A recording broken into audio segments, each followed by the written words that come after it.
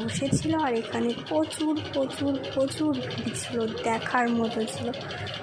So যারা যারা জামালপুরে কামিয়েছে তারা তো জানোই। তো তারপরে আমরা আসছিলাম, তো আমরা আসতে পারছিলাম না, প্রচণ্ড ভিড় ছিল। তো ফাইনালি আমার হাজব্যান্ডের দোকানে, যেখানে কাজ করে সেখানে চলে এসেছি। তো সেখানে এসে অনেকক্ষণ ধরে বসেছিলাম।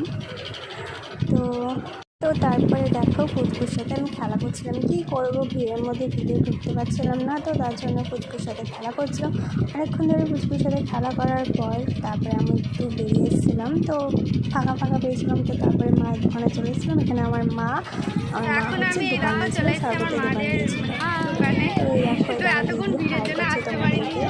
তো এটা হচ্ছে আমার মা এখন শরবত বানাচ্ছে, শরবত দেবে। আর এখানে হচ্ছে এটা আমার মা, ওই দিদিমাকে তোমাদের আগেই দেখিয়েছি।